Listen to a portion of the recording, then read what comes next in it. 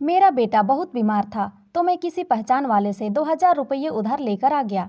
वह आदमी बहुत नेक दिल था जिसने मेरी मदद की। मैंने सोचा इससे अपने बच्चे के लिए दवा लेकर आता हूँ और उसका इलाज करवाता हूँ।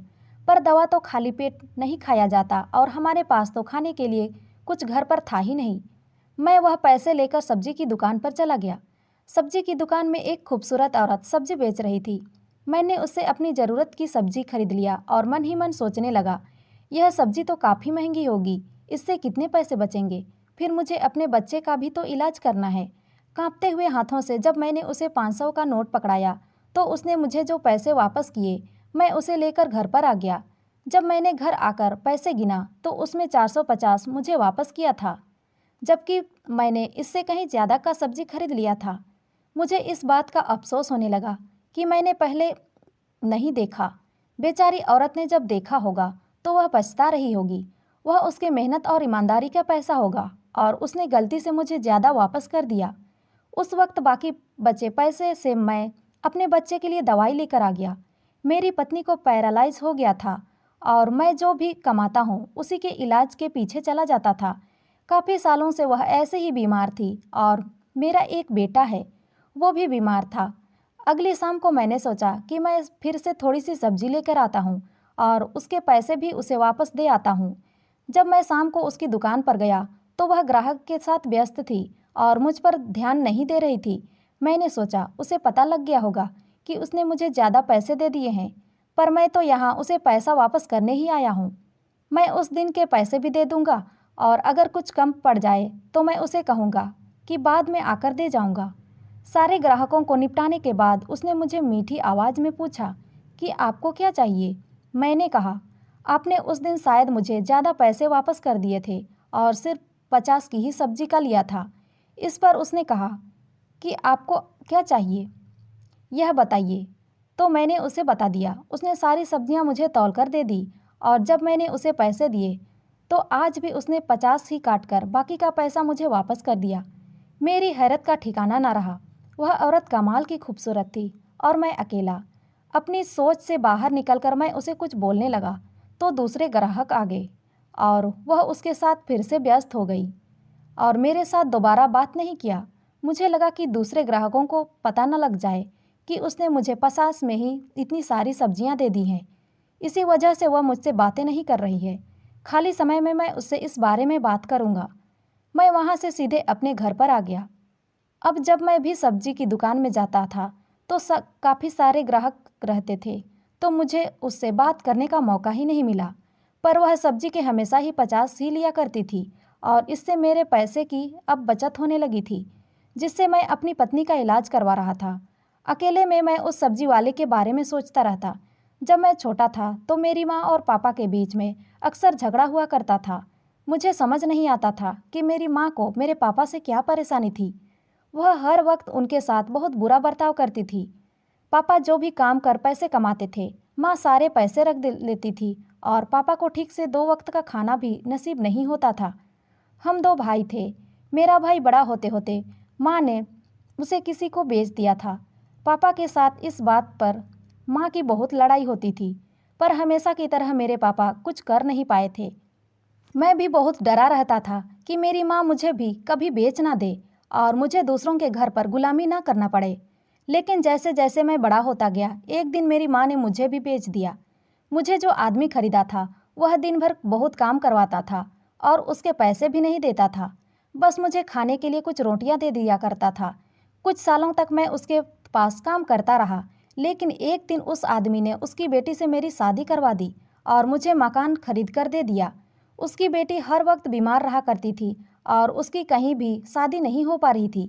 इसी वजह से उसने अपनी बेटी की शादी मुझसे करवा दी थी और शादी के बाद मुझे एक बेटा भी हो गया था। लेकिन फिर मेरे ससुर चल बसे और उसके गम में मेरी पत्नी को पैरालाइज हो गया और उसने हमेशा के लिए बिस्तर पकड़ लिया। अब उसकी देखभाल मुझे ही करनी पड़ती थी। साथ ही बच्चे की देखभाल भी मैं करता था और काम भी किया करता था। मैं मजदूरी का काम करके किसी तरीके से पैसे कमाता था। रात को मुझे अकेलापन महसूस होता था। मेरी ज़िंदगी बिल्कुल जहन्नुम बन चुकी थी। लेकिन इस सब्जी वाली की वजह से अब मेरे पैसे बचने लगे थे, तो मैं अपने बेटे को स्कूल में डाल दिया। वह स्कूल जाने लगा था।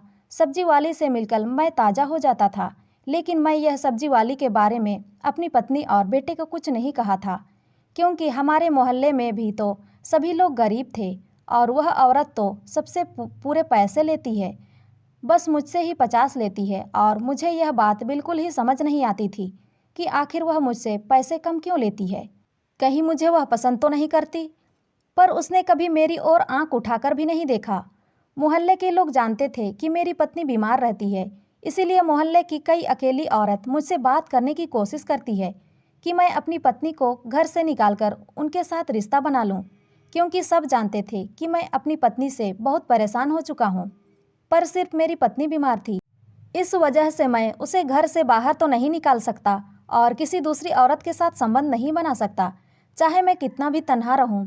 एक दिन मैं उस सब्जी वाली के पास सब्जी लेने गया, तो मैंने सोच लिया था कि आज उससे पूछूंगा कि आखिर तुम सब्जी के इतने कम पैसे क्यों लेती हो।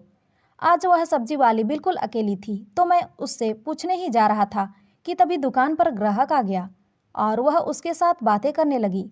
उसने भी वही सब्जी ली थी, तो उसके ज़्यादा पैसे लिए। उसके बाद उसने मुझसे बातें करी।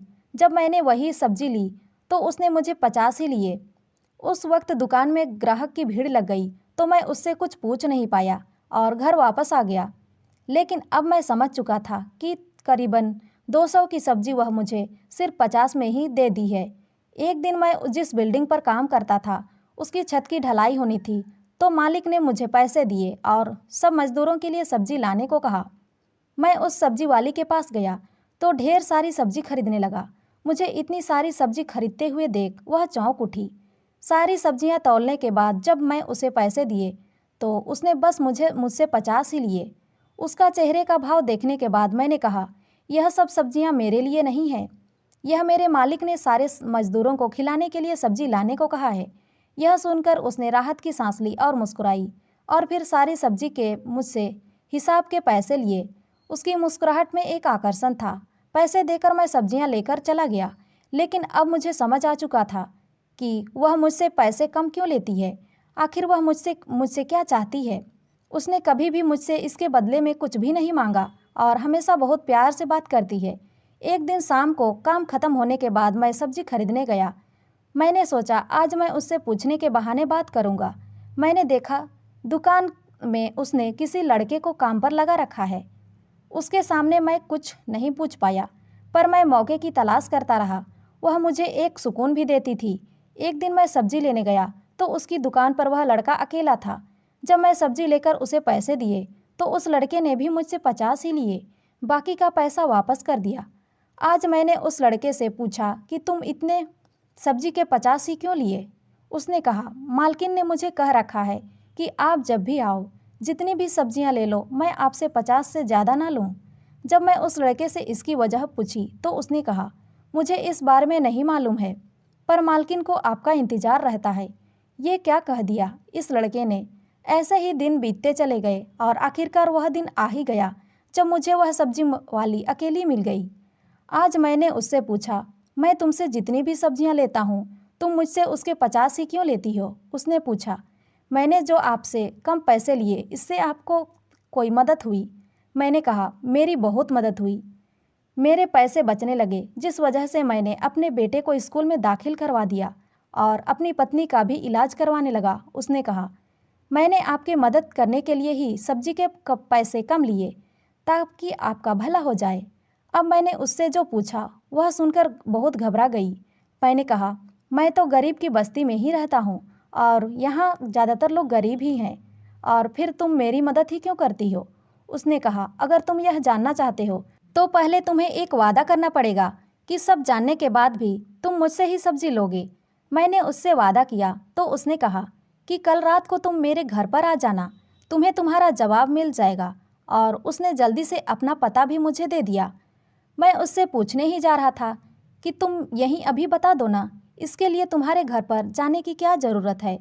तो क्या होगा दोस्तों उस आदमी का सब्जी वाली औरत के घर जाने के बाद। क्या सच्चाई जानने के बाद वह उससे सब्जी लेगा या नहीं, ये जानने के लिए जुड़े रहें हमारे साथ कहानी के अगले भाग के साथ। तब तक के लिए बाय बाय।